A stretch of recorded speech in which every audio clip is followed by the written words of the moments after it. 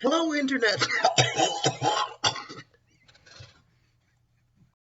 Hello, Internet. Hello, Henry. My name is Sam Rubenstein. This is After Campfire. Let's get started. Okay. So, I didn't record last week. Why? I got way too busy between Thanksgiving and trying to get my life in order and a couple other things that I was never able to make an After Campfire in the past week. And for that, I would like to apologize formally to Henry because this is supposed to be his week and now it's mine. I've taken anything and everything. And realistically, if I never recorded, this would just keep happening until Henry got confused and or annoyed enough with me to just make his own After Campfire again, which has happened in the past and I think is my favorite kind of After Campfire.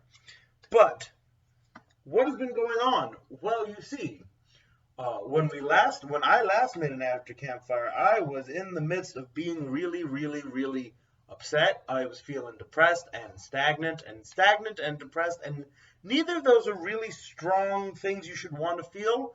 Don't recommend. And so I asked Henry, what to do about it. And Henry gave a very similar response to what I would give. Different things, but very similar concept. Because what I did pretty much immediately after making that video is just find things that I like doing that make me happy. So since that video came out, I have released a YouTube video called Sam's Dumb Face. You should watch it if you like these. It's on the website, samsdumbface.com, or on my YouTube channel, Sam's Dumb Face. Additionally, I went and worked and wrote a full new third one-man show, which I'm currently working with a promoter to try and see if we can do a virtual version of it that'll look good. So we're working on that because, again, why not? Which is cool. I'm really excited about that. And then on top of that, I finished my website. I released the product. I wrote a bunch of poetry. I did a bunch of things that made me feel good because I needed to do it. When I find that when you feel stagnant, when you feel down, when you feel like your life is not going to make a change, you need to make a change for yourself and hunker down and find something you enjoy. And for me, I was feeling very frustrated because the Sam's Dumb Face video that released yesterday, I felt I wanted it to come out 2 weeks ago, and it wasn't. It wasn't done yet, and so I was very frustrated and I was sad. But it's out, and in that time period, I was able to do a lot. I'm in a competition for a writing, for a script writing program. I'm keeping myself busy because if I didn't, I would get sad again, and I don't want that. So I've been indulging in my hobbies, which is important. What else has happened? Like I said, I did release a video. Please watch it. Even if you're like, I don't get what it is, just, help me out. Share it with your friends. Be a nice person. What else did I do? I have been teaching. I've been working. I almost got the COVID. I did not get the COVID, but I almost got the COVID from my sister-in-law. She's doing a bit better now. She's feeling a lot better, but like my entire family went into full lockdown because one person had the COVID, and now I just got told literally today that I do not, which is a great feeling, and I'm very happy about it. What else happened? I feel like it's been a long 2 weeks, but I feel like nothing exciting happened. I'm not sure. I'll remember more like after I finish this probably. Additionally, Henry asked a question, and I just completely forgot what that question. Oh, yes, I just remember what Henry's question was. Never mind, I didn't forget it. I'm smart. Henry's, like, what's one positive takeaway from this year? And so my answer to that actually is really straightforward. As much as 2020 has been a garbage dumpster fire, a lot of good things happened for me personally.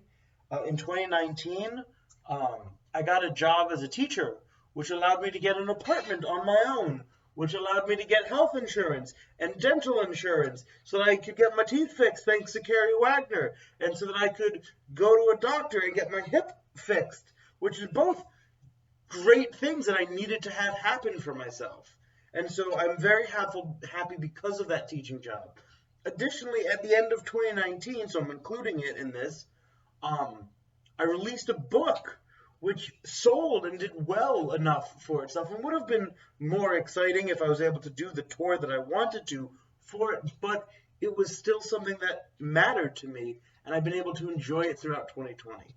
Then, on top of that, we managed to make camp happen, which was phenomenal and amazing, and I loved every moment of it, because it's camp. As much as it's a terrible, terribly crazy moment, like it's horribly frustrating at times, I loved doing it. And on top of that, I was able to get a lot of my friends back at camp, including Henry, including Jalen, including Sydney. And so seeing people like back at camp, Matt Anderson was there. Like, that's awesome. The idea of having that community was so vital for me during the summer. I was so happy about it. And then,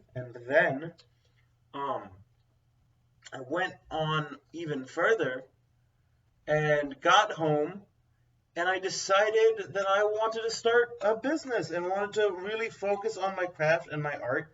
And realistically, I don't know if it would have happened if it wasn't for the pandemic, because as much as I would like to say, like, oh, this was something I was going to do, I thought about this as a opportunity because I wasn't going anywhere, and because you think about how finite the world appears right now, how limited everything feels. Why it made little sense for me not to make the changes I needed to make to better my life.